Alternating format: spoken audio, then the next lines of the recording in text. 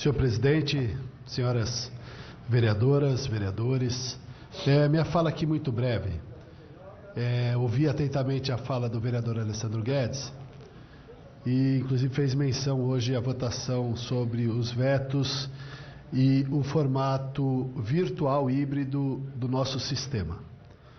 Primeiro, reconhecer os avanços que a Câmara teve e terá na manutenção desta forma de votação de forma híbrida, o que nos dá a possibilidade, como eu hoje, precisei me ausentar, mas tive a oportunidade de votar. A segunda coisa, senhor presidente, quando ele fala, olha, até o líder do governo foi induzido a registrar um voto contrário, quando na verdade deveria se silenciar.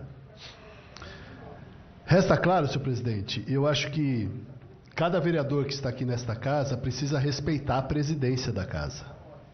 Quem está sentado na mesa que Vossa Excelência hoje está. Eu, como assessor durante muitos anos, sempre prestei muita atenção no respeito que os vereadores tinham com o presidente, inclusive com a própria assessoria. E isso não tem acontecido.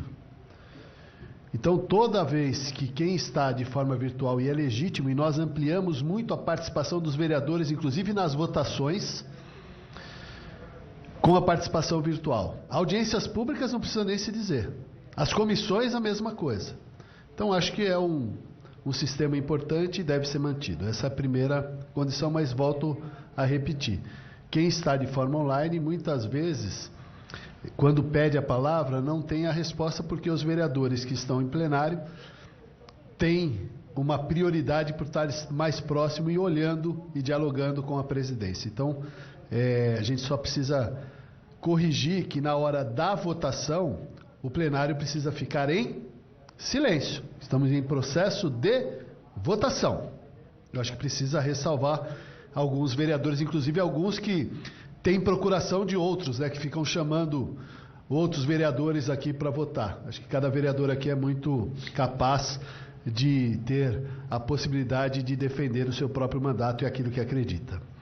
Segunda coisa, presidente, com referência aos vetos. Quando nós falamos na manutenção dos vetos, e Vossa Excelência fez uma ordem cronológica de 2006, começando de 2006 para os anos subsequentes, os vereadores acham que aquilo que foi vetado lá atrás tem que ser derrubado. Alguns. A grande maioria manteve os vetos porque entende e leram os projetos que foram vetados, muitas vezes as razões dos vetos, mas alguns que querem às vezes tumultuar, esquecem inclusive, eu vou fazer aqui somente a parte num projeto específico. Projeto, o item número 47 da pauta. É o PL 319 de 2010.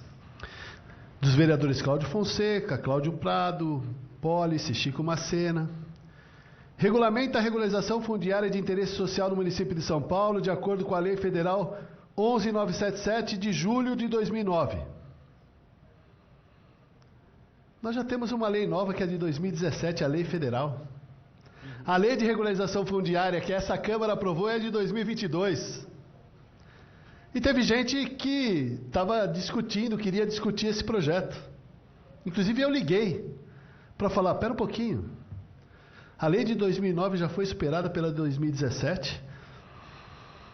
Então, ou seja, vi aqui o projeto do vereador Arcelino Tato, experiente vereador, presidente da Câmara. Arcelino foi presidente aqui na Câmara Municipal. 2010 o projeto dele apresentado. O vereador Arcelino Tato, companheiro nosso, ficou até o ano passado. Já existe política pública sobre a própria matéria. Até porque, se o vereador... E o veto foi do próprio prefeito, salvo engano, Haddad. Me corrija, vereador Janaína Pascoal, sobre o que eu estou dizendo. Então, querer fazer movimentação em vetos sem analisar o objeto e aquilo que já existe na cidade, desculpa, vereador João Jorge, é menosprezar a inteligência daqueles que são induzidos, inclusive, ao erro. É coisa séria isso. Muito séria. Então, acho que é importante a gente fazer essa reflexão. Porque razões existem aos vetos.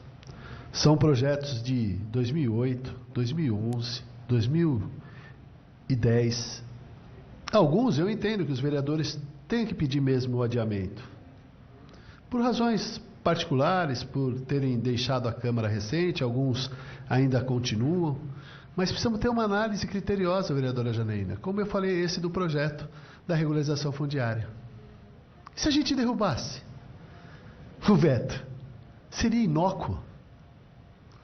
Então, eu vou falar isso no próximo Colégio de Líderes, porque a gente precisa ter um pouco mais de bom senso, responsabilidade e trabalho sobre aquilo que a gente quer ou não quer. Então, eu entendo que muitas vezes, quando você fala, poxa, eu vou manter um veto, vou citar o exemplo aqui do item 14. Institui no município de São Paulo o sistema de diagnóstico precoce, deficiência auditiva, visual, motora e mental e posterior acompanhamento sistemático e da outras providências. Quem tem a pauta, é difícil você votar uma manutenção de um veto desse, mas já existe a política pública para isso. Faça o contato com a Secretaria da Pessoa com Deficiência. Verifique. Por quê? Porque é um projeto de 2006. 2006. E o vereador proponente estava com a gente até o ano passado.